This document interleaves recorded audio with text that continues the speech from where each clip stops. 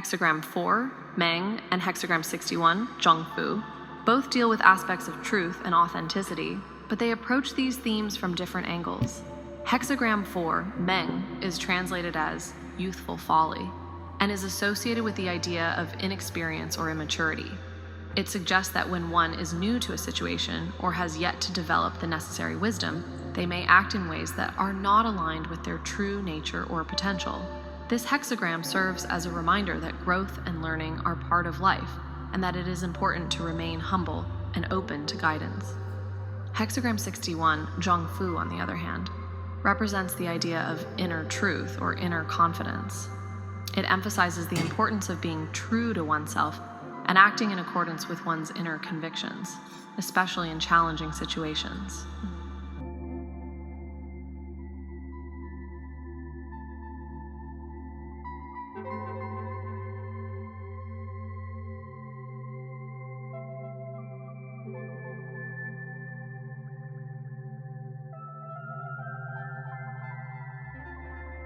This hexagram suggests that a person's true character is revealed when faced with extreme circumstances such as success, power, or desperation. Those who remain honorable and steadfast, even when faced with these challenges, are the ones who can be trusted. In summary, while Hexagram 4 cautions against youthful folly and immaturity, Hexagram 61 highlights the value of inner truth and authenticity, especially when confronted with difficult situations. Both hexagrams emphasize the importance of being true to oneself and aligning one's actions with their inner wisdom and values. Those who are familiar with my work will be familiar with this chart, the call, trial, return, Bardo. And so to apply that to these two hexagrams, at the call we have the youthful folly. Are we going to claim authorship of our thoughts? Are we going to be attached to power, excellence, achievement, acceptance, knowledge?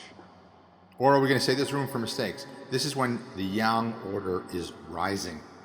That is the spring of the dawn. The T is for trial, and that is going to go well or difficult based on whether we are claiming authorship of our thoughts and are seeking power, excellence, approval, and knowledge, or trying to hold on to the ones we've attained. And then that impacts the R return, whether we're attached to judging. Again, if we are still in youthful folly, we will claim that we are the one judging instead of it's the mind judging. Behind all of this, below all of this, beneath all of this, beyond all of this is the inner sincerity, the true self, which is observing the judging happening. And it can be helpful to say you did your best just to clear out that kind of negative bias that we may have. And at this time is when the yin order is rising. We move it to Bardo, which is the winter, the night. And that's where we have maximum disorder. So there's no boundaries and direction. So we're cycling through this, and these two hexagrams are a way to look at this cycle. We begin with the youthful folly, where we take authorship of thoughts, and we're trying to get some kind of proof of worth, trying to get conditional love. The folly is that we don't believe that there's such a thing as unconditional love, especially for ourselves, and we don't believe any notion that we're not authoring thoughts. We think we are one with the mind. And then to find that inner sincerity, we can lighten some of the negativity bias by inhaling room for mistakes and exhaling you did your best. And that can hopefully bring us to the inner sincerity.